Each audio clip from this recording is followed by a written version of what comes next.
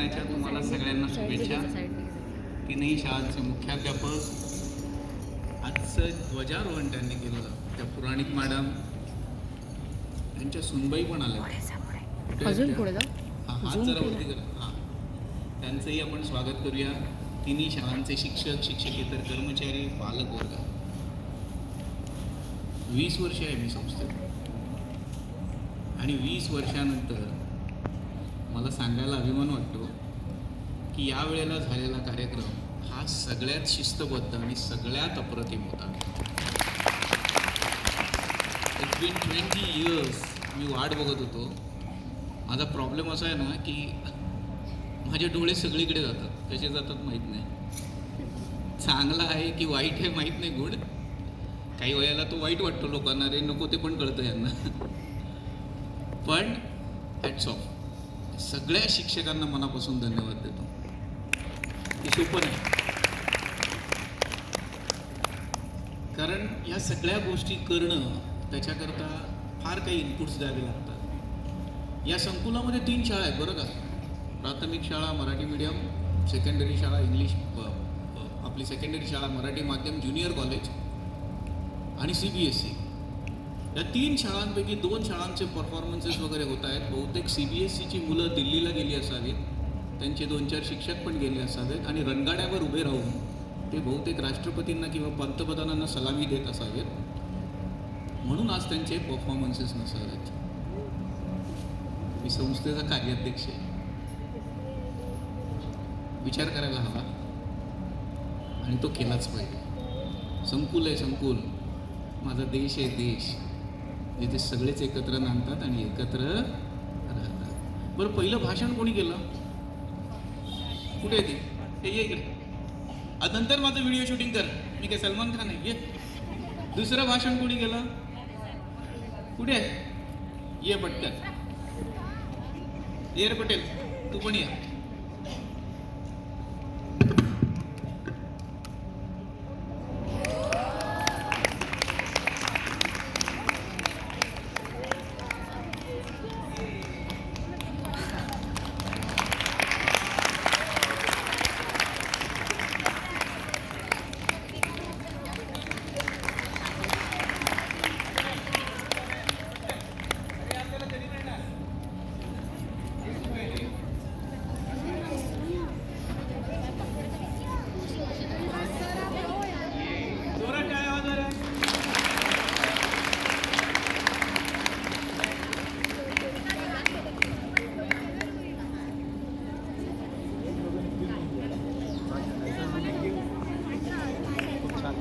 सगळ्यांचे परफॉर्मन्सेस चांगले झाले आहेत, त्यामुळे सगळेजण ते डिझर्व करतात. त्यामुळे जे पार्टिसिपंट आहेत ना आज आणि जे सगळे आहेत त्यांना माझ्याकडून काही ना काहीतरी वर्गात जाईल. ओके, फक्त हा जो सॉफ्ट टॉईज प्रकार आहे ना ते थोडं मला काही काळानंतर लागलेलं व्यसन आहे, त्यामुळे माझ्या गाडीत त्याचा खजाना असतो. तुम्ही लक्षात ठेवा, तुम्ही जर काही चांगलं केलं तर तुम्हाला ते नक्की मिळेल आणि ते फक्त मराठी मीडियमच्याच मुलांना मिळेल. ते का ते विचारू नका. ते इंग्लिश मीडियमचे टीचिंग आणि नॉन टीचिंग स्टाफ घेऊन जातात माझ्याकडनं, तोंड असं करतात, 2 न कुछ तो 1 तो 2. पण ते तुमच्यासाठी असेल आणि ते खूप आहे माझ्याकडे. लक्षात घ्या, फक्त तुम्हाला काहीतरी आगळं वेगळं करायचं आहे, तेच नाही करायचं. आज किती छान कार्यक्रम केला आहे की नाही? मस्त कार्यक्रम होता, म्हणजे तो पाहत राहावा असा कार्यक्रम होता. आणि कदाचित ज्या काही परेड्स झाल्या आहेत किंवा ज्या काही डंबेल्सचे परफॉर्मन्सेस झाले आहेत ते इतके उत्तम होते की कुठल्या तरी एखाद्या स्पर्धेत भाग घ्यावा आणि पहिल्या नंबरचं बक्षीस घेऊन यावं. लेझिम, अप टू द मार्क. मग अशी मी एका मुलीला विचारून घेतलं की आता तो डान्स कोणी बसवला? तिलाच. माझ्याकडे पण कोरिओग्राफर आहे, बरोबर ना? उत्तम डान्स सोडा. तुमच्यापैकी किती जणांना माहीत असेल मला माहीत नाही की अनाडीपासून सुरुवात झाली. अनाडीचं गाणं मुकेशजीने गायलं आहे. मुकेशजींपासून ते अगदी नाही म्हटलं तरी अरिजितपर्यंत, ऑलमोस्ट लता दीदीपासून सगळी गाणी त्यात होती. म्हणजे सिलेक्शन गाण्याचं काय आहे, त्याचं मिक्सिंग उत्तम होतं. कुठेही मिक्सिंग तुटलेलं नाहीये. मला असं वाटतं सगळ्या शिक्षकांनी एक गोष्ट लक्षात घ्या, हिरे हिरे हा सगळे, आपण कमी पडता कामा नये. आपण अजिबात कमी पडता कामा नये. त्यांना जे जे लागेल, जे जे आवश्यक आहे, जे जे एफर्ट्स घ्यायला पाहिजेत ते आपण दिले पाहिजे. कधीतरी आपण कमी पडतो आणि बुद्धिवान माणूस हा जगाच्या कानाकोपऱ्यात कुठेही जन्माला येतो.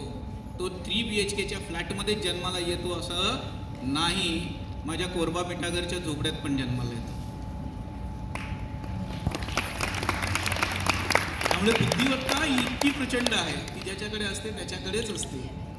संविधानाचा दिवस आहे, ज्या संविधानाचं लेखन करताना 2 वर्षाचा काळ गेलाय आणि जगातल्या सगळ्यात विद्वान माणसाने ते लिहिलंय. त्याचं नाव डॉक्टर बाबासाहेब आंबेडकर. सोपं काम नाही मुलं. आपला प्रॉब्लेम असा असतो की राम एक दिवस अंगात येतो, दुसऱ्या दिवसापासून राम माहीतच नसतो. एक दिवस एवढा अंगात आला की बस रे बस. पूर्वी असं म्हटलं जायचं, जय सियाराम. त्यातली सिया गेली हो. मूर्ती पण फक्त रामाची. लहानपणापासून, माझ्या लहानपणापासून मी त्या मूर्तीत एकटा राम बघितलाच नाही. मी राम बघितला, लक्ष्मण बघितला, सीतामय्या बघितली आणि हनुमान बघितला. कुठे चाललाय देश? राम एकटाच कधी नव्हता हो. माणूस एकटा असल्याने त्याने देश पण एकट्यानेच चालवायचा का हो? त्या रामाचं प्रतीक होतं कुटुंब वत्सलपणा, एकनिष्ठपणा. विसरतोय देश. गाभाऱ्यात त्याला एकट्यालाच बसवलंय. देशाच्या राष्ट्रपतींनी मेसेज दिलाय, पण राष्ट्रपिता नव्हत्या तिकडे हो. महिला सक्षमीकरण, सक्षमीकरण एवढा कठीण शब्द वापरतात. केलंय का महिलांचं सक्षमीकरण? मग का नव्हत्या राष्ट्रपती? प्रश्न आहेत ना. धाडस लागतं बोलायला. एखादा मंत्री असला असता तरी बोललो असतो. फरक नाही पडत. बोलायचं एक आणि करायचं एक, हे शिक्षण संस्थांनी करू नये. त्यामुळे मुलांना देताना चांगलंच दिलं पाहिजे. म्हणून तो राम एक दिवस आला. राम माहीत नाही लोकांना. रामाच्या एका वाक्यामध्ये अनेक मतितार्थ दडलेले आहेत. तो समजून घेता आला पाहिजे, पण तो न समजून घेता फक्त बाईकला झेंडे लावून गावभर फिरायचं, मुस्लिम मोहल्ल्यांमध्ये जाऊन जय श्रीराम म्हणायचं. त्या मीरा रोडला एका गरीब मुस्लिमाचा गॅरेज तोडून टाकलं. तुमच्या बापाचा देश आहे का? हा देश सगळ्यांचा आहे. हा देश सगळ्यांचा आहे. इथे येणारा, इथे जन्माला आलेला प्रत्येक माणूस हा भारतीय आहे आणि त्याचा तेवढाच अधिकार या देशात. बदलू नका माझ्या या देशाला. या देशाचा सर्वोत्तम वैज्ञानिक शास्त्रज्ञ अब्दुल कलाम होता.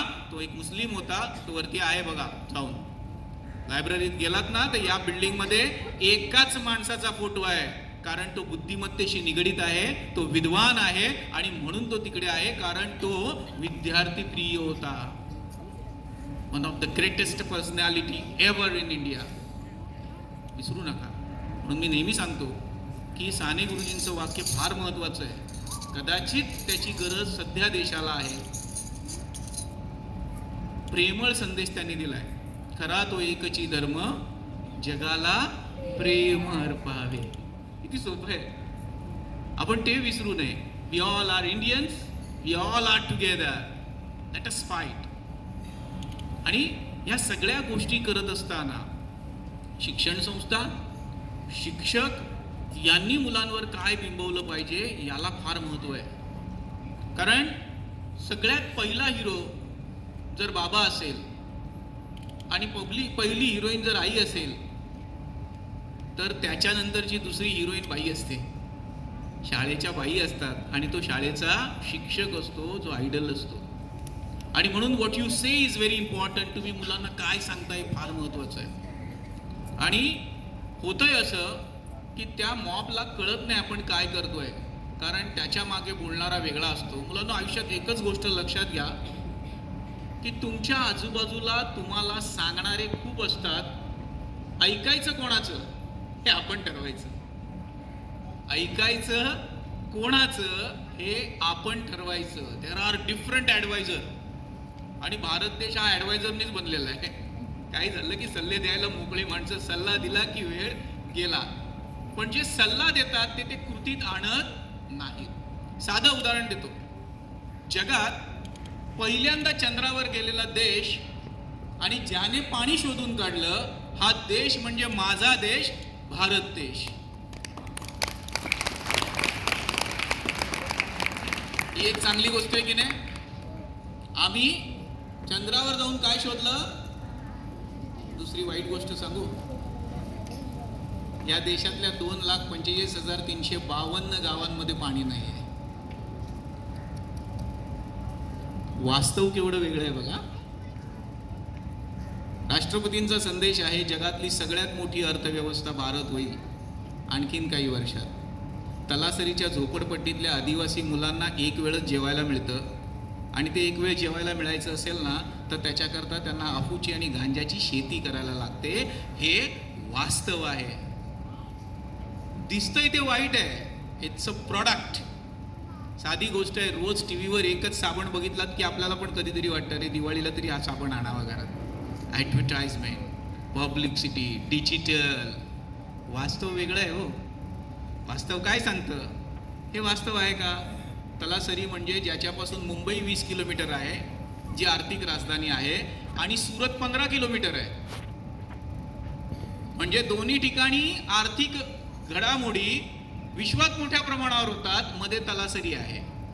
मी दर महिन्याला एकदा तिकडे जातो. वास्तव इतकं भयान आहे की त्या मुलांना शिकायला शाळा नाही. त्यांच्या आई वडिलांना एक वेळचं जेवण मिळतं. तेवढं सगळं करून ते स्वतःच्या मुलांना शिकवण्याचा प्रयत्न करतात. आमच्यासारख्या सेवाभावी संस्था तिथे जाऊन जेवढी मदत करता येईल तेवढी करतात. त्याच्यावर चालतं. देश राज्यकर्ते चालवत नाही, तुम्ही आम्ही चालवतो. तुम्ही आम्ही आहोत, सेवाभावी संस्था आहेत म्हणून देश चालतो. यांच्या भ्रामक कल्पना आहेत, कारण त्यांच्या संवेदना पायदळीत उडवल्या गेलेल्या आहेत. किती महत्वाचं आहे. सांगितलं की एका ठिकाणी आम्ही चंद्रावर पाणी शोधलं, पण आमच्या गावांमध्ये पाणी नाही. या महाराष्ट्रामधल्या 3,442 शाळांमध्ये एकच शिक्षक आहे हो. एक शिक्षकी शाळा म्हणतात. कसा शिकवणार तो? कसा न्याय देणार त्या मुलांना? म्हणजे जर एखाद्याचं पोरगं आदिवासी भागात जन्माला आलं तर तो त्याचा दोष आहे का? त्याचा दोष नाही ना. कोणी कुठे जन्माला यावं हे तो ठरवत नाही ना. मुंबईसारख्या शहरामध्ये जन्माला येणाऱ्या मुलांना मेट्रो सहज मिळते, मॉल सहज मिळतो, 2 वेळ खायला सहज मिळते. पण तो गावात, खेड्यात, पाड्यात राहणारा माझा विद्यार्थी असेल किंवा तुमचा विद्यार्थी असेल किंवा या देशाचा नागरिक असेल, त्यालाही जगण्याचा अधिकार आहे ना. ह्या सगळ्या झगमगाटात तो दिसत नाही हो. KM हॉस्पिटलमध्ये जर गेलात तर सकाळी दिवसाला OPDला 4,500 लोक रांगेत उभी असतात. त्यातल्या एखाद्याला जर हार्ट अटॅक आला तर त्याचं पहिलं इंजेक्शन जर घ्यायचं असेल तर ते 11,000 रुपयाचं मिळतं, 12,000 रुपयाचं मिळतं. त्याच्या खिशात तेवढे पैसे नसतात. मेडिकलची बिलं लावल्यावर एका सरकारी कर्मचाऱ्याला किंवा त्याचा इन्शुरन्स असल्यावर त्याला ट्रीटमेंट मिळते, त्याला उपचार मिळतात. पण उपचाराविना मरणाऱ्या लोकांची संख्या या देशामध्ये प्रचंड आहे आणि ते वास्तव आहे. कुठे गेली तुमची $3 ट्रिलियन इकॉनॉमी? या देशामध्ये साधं एक वेगळं अजून कॅन्सर हॉस्पिटल होत नाही हो. गावाशिवातून, कॉर्नरमधून, बिहारमधून, उत्तर प्रदेशातून, पश्चिम बंगालमधून, कलकत्त्यातून, अगदी मणिपूरपासून सगळी माणसं त्या टाटा हॉस्पिटलमध्ये येतात. वास्तव वेगळं आहे. वास्तव माहीत नाही आणि म्हणून फक्त दाखवलं जातं. काही नका करू, प्रत्येक राज्यात एक तर कॅन्सर हॉस्पिटल काढा. किंवा शक्य आहे ना, आहेत ना तुमच्याकडे. कसले ब्रिज बांधतायत? ब्रिज बांधून रोज ऍक्सिडेंट करायचे आहेत, कमी करा जरा गोष्टी. 10% निघतात तो हॉस्पिटलमधून निघत नाही ना. वास्तव हे आहे.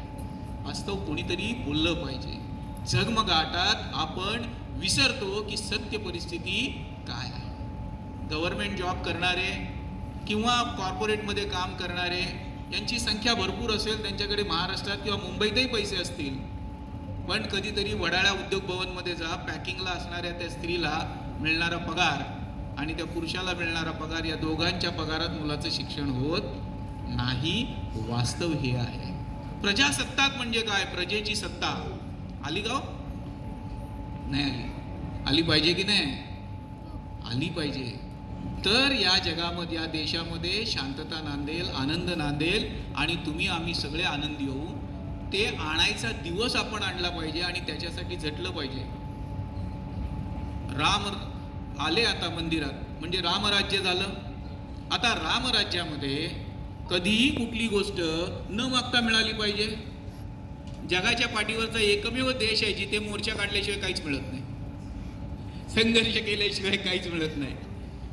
शिक्षकाला स्वतःची मान्यता आणायची असेल ना, मुख्याध्यापकाला, बाबा मी मान्यता आले, तरी त्याला 10 वेळा जावं लागतं. अरे बाबा सही करून दे, मेरा देश बदल रहा है, अरे किधर बदल रहा है. टॅगलाईन दिली, सांगितलं मेरा देश बदल रहा है, की चालू झालं डिजिटल मार्केटिंग. बरोबर आहे? मेरा देश बदला आहे? नाही बदला आहे यार. बरोबर.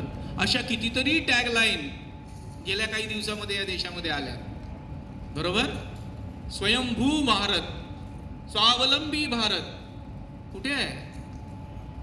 मग बंद करा ना आयात करणं चीनमधून. नाही होत. साधं खेळणं आणायला जा, कमी किमतीत मिळतं म्हणून आपण चीनी माल घेतो. जोपर्यंत हा देश मॅन्युफॅक्चरिंग हब होत नाही तोपर्यंत हा कधीच महासत्ता होऊ शकत नाही. हे वास्तव सांगितलं जात नाही. कारण आपल्याकडे जो कारागीर एखादी वस्तू बनवत असेल तर त्याला इकडच्या कच्च्या मालापासून ती बनवावी लागते, ज्याची किंमत कदाचित 50 रुपये होते. पण चीनमधून मोठ्या प्रमाणावर मॅन्युफॅक्चरिंग हब असल्यामुळे त्याच वस्तूची किंमत आपल्याला 10 रुपयात मिळते. मग आपली माणसं कुठे जातात? चीनी वस्तूंकडे जातात. अहो पिचकाऱ्या बनत नाहीत आपल्याकडे. हे तुम्ही ज्या घेता ना या दादरला, धावत जाऊन पिचकाऱ्या घेता, राख्या चीनवरून यायला लागल्या आहेत. रक्षाबंधन आमचं, भाऊ माझा, बहीण माझी, पैसे काढते ती वेगळी गोष्ट, पण या सगळ्यात ती जी राखी आणते त्या अंधशाळेतनं नाही आणत हो. ती अपंगांकडनं आलेल्या राखींमधली नसते. ती या दादरला बाहेर जे माल लागतात ना, कंदील, कुठलं प्रोडक्ट आहे? चायनीज प्रोडक्ट आहे सर. मग झाला आपला देश भारत स्वावलंबी. बोलताय एक, करताय एक. ज्याला ज्याला कळत नाही तो बिचारा आपला त्या TV मध्ये बघत जातो आणि स्वतःच्या प्रतिक्रिया देत जातो. वास्तव नाही आहे ना ते. वास्तव मी सांगतोय तुम्हाला, वास्तव काय आहे. का नाही आपण बदलत ते? जर मी माझ्या भारतातल्या एका कारागिराकडनं वस्तू घेतली तर ती मला थोडी महाग पडेल, बरोबर आहे, पण त्याच्यामुळे किती जणांच्या घरातली चूल पेटेल. एक कंदील विकत घेतला तर 20 रुपये तो जास्त पडेल, पण त्या कंदिलाच्या मागे कदाचित 1 लाख 2 लाख लोकांच्या घरची काय पेटणार आहे? चूल पेटणार आहे. मोठ्या प्रमाणावर अनएम्प्लॉयमेंट निर्माण झाली आहे. जाणार कशी? आणि म्हणून शिक्षक हो, तुमची जबाबदारी वाढली आहे. विद्यार्थी हो, तुमची जबाबदारी वाढली आहे. You have to be best. Good असणं नाही चालणार भविष्यात. You have to be best आणि तुम्हाला बेस्टच व्हायला पाहिजे. आणि म्हणून शैक्षणिक संस्थांची जबाबदारी आहे. कारण जो तळागाळातला मुलगा या शैक्षणिक संस्थांच्या शाळांमध्ये शिकत असतो त्याला डोंगराच्या पलीकडचं स्वप्न दाखवलं पाहिजे आणि ते स्वप्न पूर्ण करण्याकरता आपण आपलं आयुष्य खर्च केलं पाहिजे. तरच त्यांची स्वप्न पूर्ण होतील. नाहीतर